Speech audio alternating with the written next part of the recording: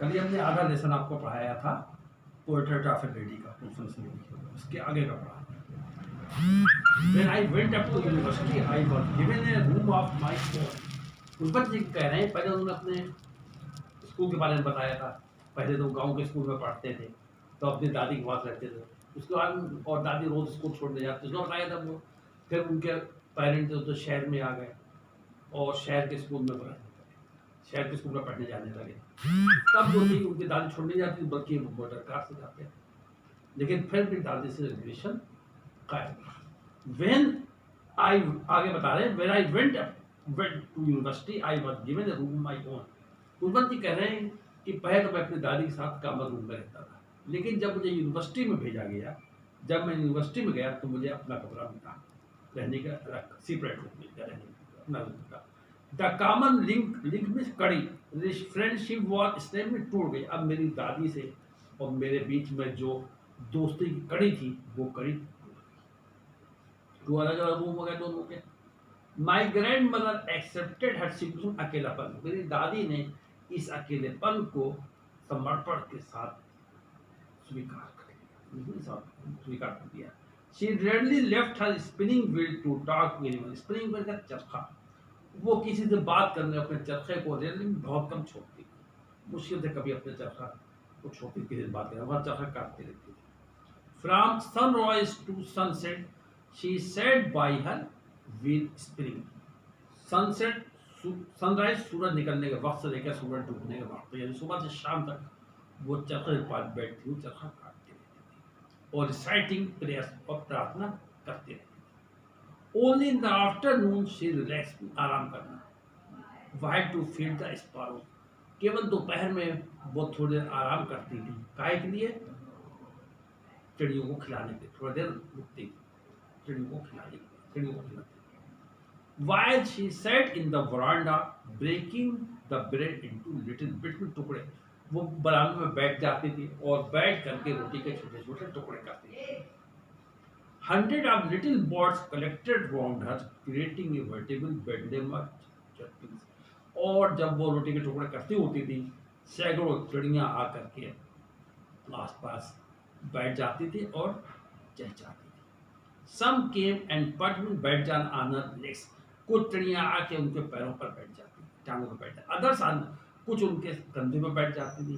Some even sat on her head, और यहाँ तक कि कुछ चिड़ियाँ उनके सर तक पर बैठ जाती। She smiled but never shooted them away, वो मुस्कुराती थी लेकिन उनको कभी भगाती नहीं। It used to be happiest half hour of day for her, ये उनके लिए सबसे खुशी का समय। यहाँ पर क्या बता रहे हैं कि जब मैं यूनिवर्सिटी गया तो मुझे अलग से एक कमरा मिल गया, अलग से रहने का कमरा मिल गया, और हमारी दोस्ती दादी से दोस्ती कड़ी होती वो टूट गई। मेरी दादी ने अपना एकांतवास शांत भाव से स्वीकार कर दिया। वो किसी से भी बात करने के लिए चरखा नहीं छोड़ती, हमेशा चरखा काटती रहती थी। वो सूरज निकलने से लेकर सुबह के डूबने तक, सुबह से शाम तक चरखे पर बैठकर भजन वगैरह गाते रहते, प्रार्थना करते। दोपहर को वो थोड़ा आराम करने के लिए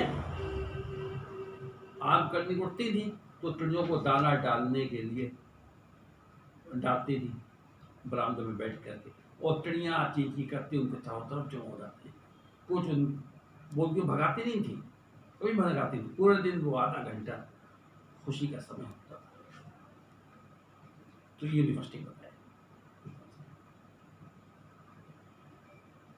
आगे कह रहे हैं, when I decided to go abroad for further study, abroad में विदेश, फर्दर में आगे की। कुशवंत जी कह रहे हैं, जब मैंने आगे की पढ़ाई के लिए, आगे के अध्ययन के लिए विदेश जाने का निश्चय करा। कहाँ जाने का निश्चय करा? विदेश जाने का। I was sure my grand mother would be upset with, पर मुझे यकीन था, ईश्वर में विश्वास था, यकीन था कि मेरी दादी परेशान होंगी, क्योंकि मैं लंबे समय के लिए जा रहा हूँ। I would be away from my 5 साल दूर रहूंगा, and her age one could never tell, और दादी कितनी उम्र में कोई बता नहीं सकता था कि वो जिंदा रहेंगे इतने समय तक, 5 साल तक रहेंगे, 5 साल में बैठ जा रहा है। But my grandfather could, she was not even sentimental, भावुक, लेकिन मेरी दादी बिल्कुल जज्बाती भावुक थी, रोक नहीं रही थी जब वो जा रहे थे। She came to leave me at the railway, वो मुझे रेलवे स्टेशन पर छोड़ने आई। But did not talk at all, लेकिन न तो उन्होंने बात करी न किसी तरह के जज्बात भावना दिखाई। हर लिप्स मूव्ड इन प्रेयर, वो जब उसको स्टेशन पर छोड़ने आई तो उनकी ओठ जो थे प्रार्थना के लिए हिल गए, ओठ हिला कर उनको प्रार्थना करेंगे धीरे धीरे, और मैं लास्ट और उनका दिल झुका इबादत में डूब गया।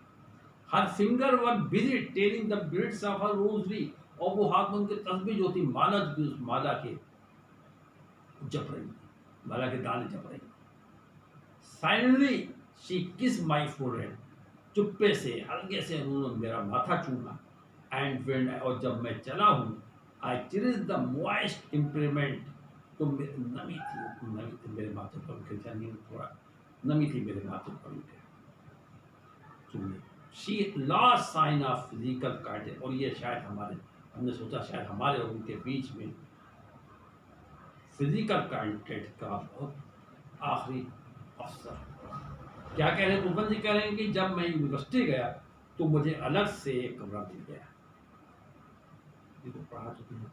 आगे कह रहे हैं जब मैंने आगे के लिए स्टडी के लिए अध्ययन के विदेश जाने का फैसला किया तो मुझे भरोसा था कि मेरी दादी बेचैन जाएंगी। मुझे 5 साल गुजार रहे थे और उनके ऊपर कोई यकीन नहीं कर सकता था कि वो जिंदा रहेंगे तब तक नहीं।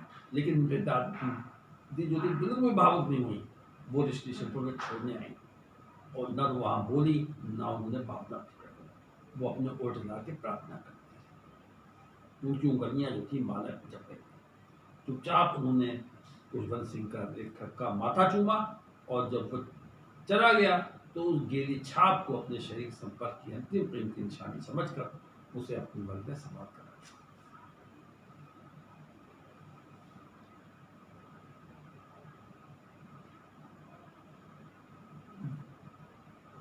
But dad was not so, लेकिन ऐसा नहीं हुआ तो सोचा कि 5 साल तक दादी जी भी जिंदा रहेंगे, ऐसा नहीं हुआ। After 5 years I came back home and was made by her at the station. 5 साल बाद अपने अध्ययन पूरा करके, अपनी पढ़ाई पूरी करके जब लेखक 5 साल बाद अपने वतन लौटा, घर लौटा, तो दादी जो थी उसकी वो स्टेशन पर रिसीव करने आई। She did not talk, she did not look 80 older, जैसी वो जितनी बूढ़ी पहले लगती थी उतनी बूढ़ी लग रही थी, एक दिन ज़्यादा भी बूढ़ी नहीं कर रही थी। She still had no time forward, अब भी उनके पास बोलने के कोई समय नहीं। एंड वाइल शी क्लास, और कुछ देर पर उन्होंने मेरे हाथ लेकर के अपनी बाहों में लिए। आई कुड हेयर हर, और मैंने सुना कि वो प्रार्थना कर।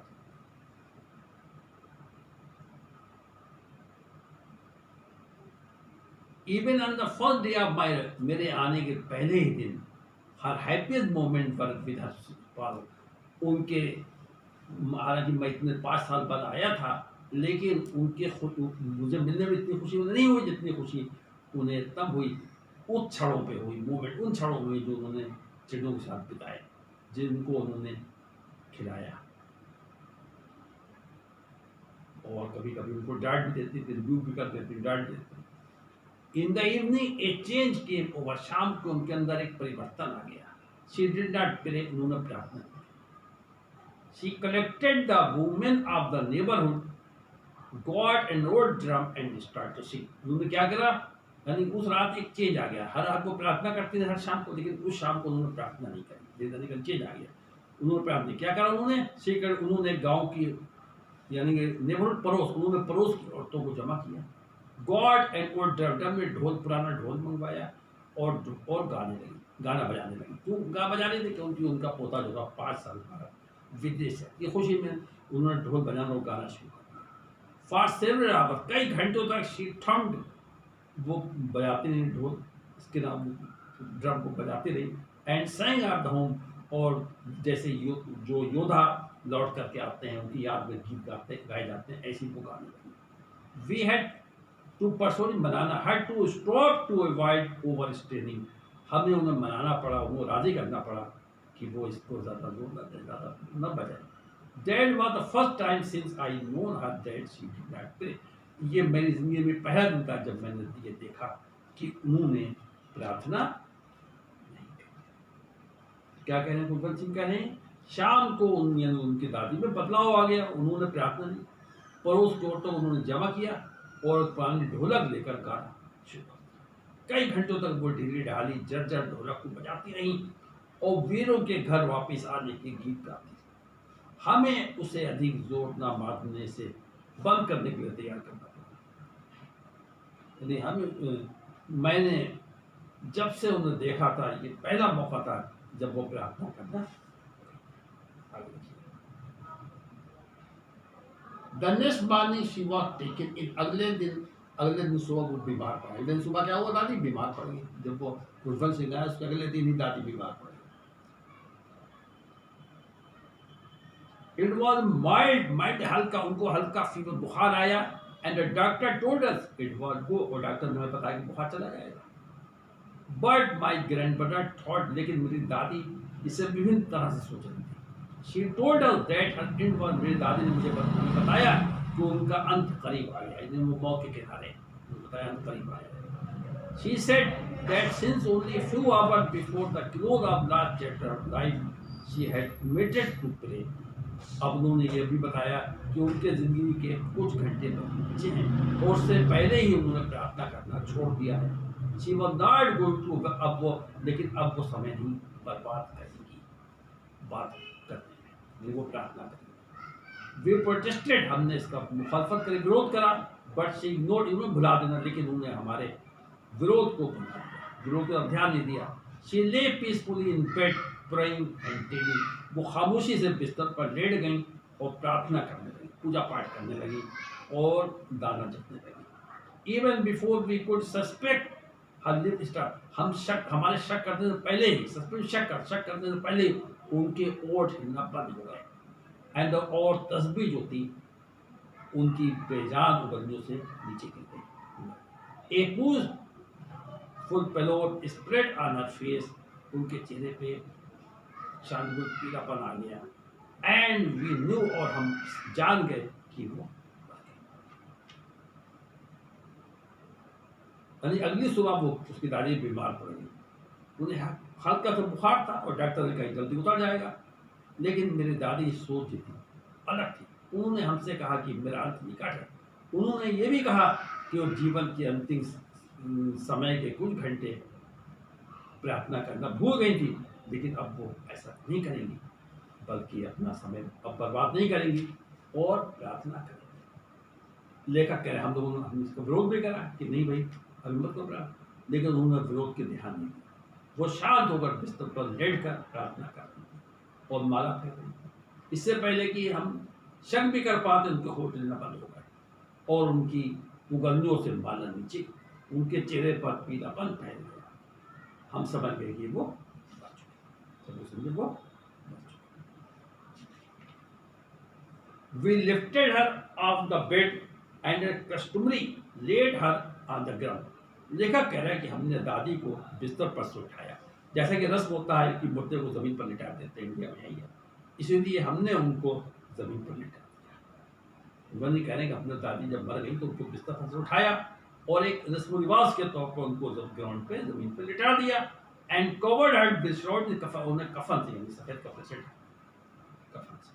After a few hours of morning, कुछ घंटे तक घर में गम का, मॉर्निंग में दुख का, विलाप का माहौल रहा। कुछ घंटे विलाप करने के बाद में we left alone to make, हम उनको अकेला छोड़कर खुद उनके अंतिम संस्कार की व्यवस्था करने चले गए, अंतिम संस्कार का इंतजाम करने कुछ दिन हम लोग पीटे विलाप कर, उसके बाद में उनको अकेला छोड़कर उनके अंतिम संस्कार का इंतजाम करने चले गए। In the evening we went to her room with a crude stretcher, शाम को हम उनके घर में एक भद्दा का स्ट्रेचर लेकर गए ताकि जिस पर रख करके उनको उनका दाह संस्कार, क्रेमेट में दाह संस्कार किया जाए।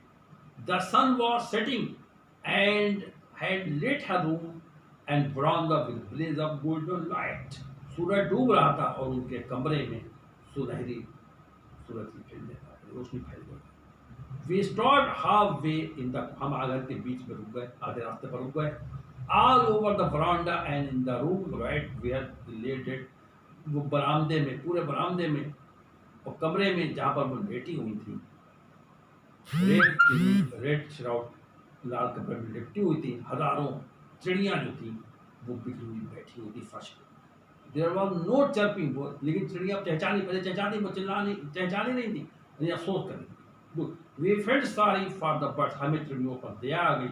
And my mother fetch some bread for them, और मेरी दादी माँ जो थी वो चिड़ियों को देखो रोटी खाई, दादी रोज खिलाया करती थी।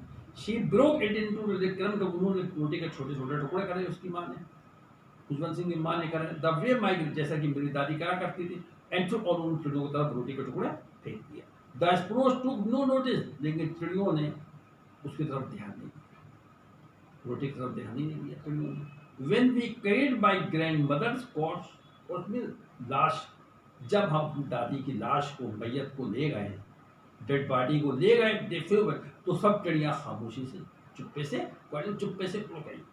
Next morning the sweeper swept the bread crumbs in dustbin, अगले दिन सुबह को स्वीपर ने, ठेकेदार ने, सफाई कर्मचारी ने, सफाई करने वाले ने उन रोटी के टुकड़ों को जमा करके सफाई कर डस्टबिन में डाल दिया। क्या कह रहे हैं यहाँ बता रहा है कि यानी रस्म रिवाज के मुताबिक दादी को बिस्तर से उठा करके फर्श पर लिटा दिया गया और उनके ऊपर लाल कफन उड़ा दिया गया। कुछ घंटे मातम करने के बाद, कुछ घंटे विलाप करने के बाद हम उन्हें छोड़कर अंतिम संस्कार का यानी अर्थी वगैरह का इंतजाम करने में लग गए। दाह संस्कार के लिए शाम को उनकी आरती को लेकर कमरे में गए। सूरज छुप रहा था, उनके कमरे में बरामदे में सुनहरी रोशनी की चमक फैली हुई थी। आंगन के बीच में वो रुक गए, लेकर रुक गया। सारे बरामदे में और उसके कमरे में जहां पर वो कफन में लिपटी हुई पड़ी हुई थी, हजारों चिड़िया बिखरी बैठी और चींची नहीं, लेकिन वो चींची नहीं कर रही थी। पशुओं पर लेखक को दया आई तथा उनके लिए उनकी माँ जो थी वो रोटी लेकर आई। जैसे दादी करते थे टुकड़े कर करके रोटी के चिड़ियों को डाले करती थी, इसी तरह आज उनकी माँ ने भी वो टुकड़े करके चिड़ियों को डाले। लेकिन चिड़ियों ने उनकी तरफ ध्यान नहीं दिया। जब वो दादी का मृत शरीर लेकर चले गए खुशवंत सिंह, तो वो चिड़िया चुपचाप। अगले दिन सुबह को सफाई करने वाले ने रोटी के टुकड़े को झाड़ू से जमा करके कूड़ेदान में डाला। ये रेशन आपका